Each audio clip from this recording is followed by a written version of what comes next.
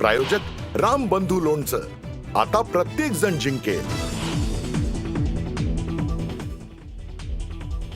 तामिळनाडूच्या करूरमध्ये अभिनेता विजय थलपतीच्या रॅलीत चेंगराचेंगरीत 34 जणांचा मृत्यू, मृतांचा आकडा वाढण्याची भीती.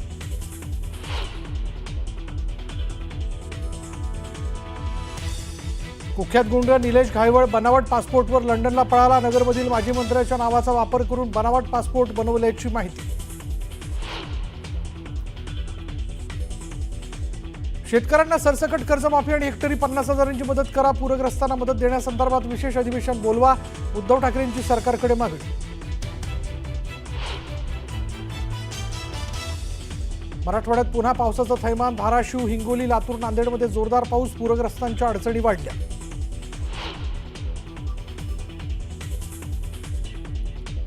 विदर्भातही पावसाचा तडाखा. चंद्रपुरात पावसाचं पाणी साचल्यानं नागरिकांची तारांबळ. यवतमाळ, वाशिमलाही पावसाने झोडपलं. पूरग्रस्तांना वेळेवर मदत मिळत नसल्यानं कृषी मंत्र्यांनी सोलापूरच्या जिल्हाधिकाऱ्यांना झापलं. टेबलवर बसून काम करू नका म्हणत कृषी मंत्री भरणे यांनी सोलापूरच्या जिल्हाधिकाऱ्यांना दिल्या सूचना. सदाभाऊ खोतांना शेतकऱ्यांचा तीव्र विरोध. पाहणी न करताच माघारी फिरण्याची वेळ. म्हाडाच्या उंदर गावात खोतांविरोधात शेतकऱ्यांचा रोष.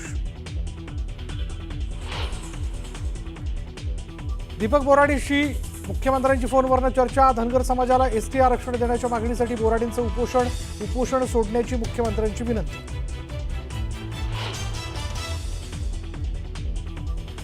लक्ष्मण हाकेच्या कारवर अज्ञातांकडून हल्ला. अहिल्यानगरमध्ये अज्ञात तरुणांनी लाठ्या काठ्यांनी हल्ला करत हाकेंची कार फोडली.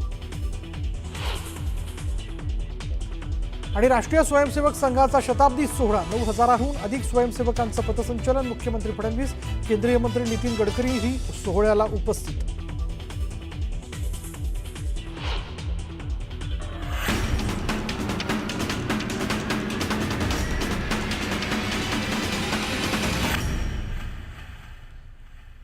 महत्त्वाच्या बातमीने आपण सुरुवात करूयात. बीड जिल्ह्यात सुरू असलेल्या मुसळधार पावसामुळे जिल्ह्यातील 143 मध्यम लघु प्रकल्प 100% भरलेत. बीड शहराला पाणीपुरवठा करणाऱ्या बिंदुसरा धरणाच्या सांडव्यावरनं बिंदुसरा नदी पात्रात पाण्याचा विसर्ग सुरू आहे.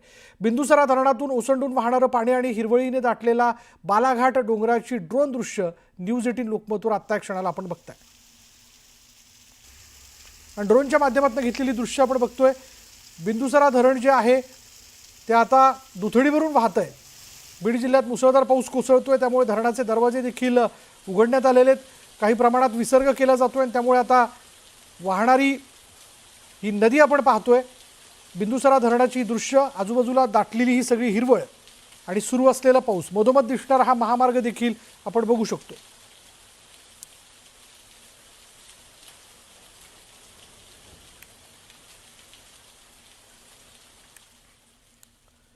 आणि आता पावसाबद्दलच्या घडामोडी अगदी झटपट सुरुवात करूया.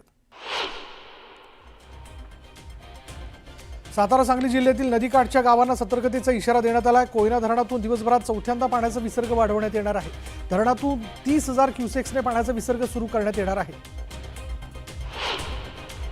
राज्यात उद्या अहिल्यानगर, नाशिक, छत्रपती संभाजीनगर, जळगाव, नंदुरबार आणि धुळे या जिल्ह्यांना पावसाचा रेड अलर्ट देण्यात आला आहे. तर धाराशिव, बीड, पुणे, नांदेड आणि लातूर या जिल्ह्यांना ऑरेंज अलर्ट जारी करण्यात आला आहे. सोलापूर आणि सिंधुदुर्गात ऑरेंज अलर्ट जारी करण्यात आला. यवतमाळच्या अरुणावती नदी प्रकल्पाच्या पाणलोट क्षेत्रात मुसळधार पाऊस झाला. पावसामुळे धरणाच्या पाणी पातळीत वाढ झाली असून धरणाच्या 11 दरवाजांमधून 313 क्युसेक्सने पाण्याचा विसर्ग सुरू आहे.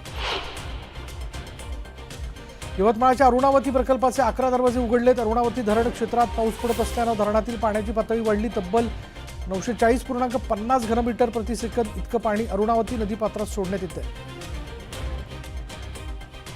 अकोल्यातील काटेपूर्णा प्रकल्पाचे 6 दरवाजे 60 सेंटीमीटरने उघडण्यात आले. धरणातून 296 क्युसेक्सना नदीपात्रात विसर्ग सुरू करण्यात आला असून नदीकाठावरील गावांना सतर्कतेचा इशारा देण्यात आला.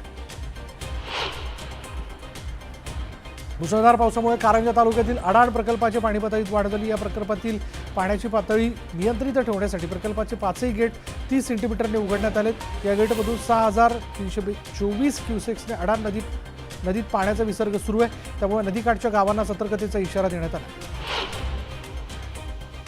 जालना जिल्ह्यातल्या बोडखा बुद्रुक इथल्या नारोळा नदीला पूर आलाय आणि त्यामुळे बोडखा बुद्रुक आणि घनसावंगी तालुक्याचा संपर्क तुटलाय। पावसामुळे पुलावरून पाणी वाहू लागल्यानं वाहतूक बंद करण्यात आली।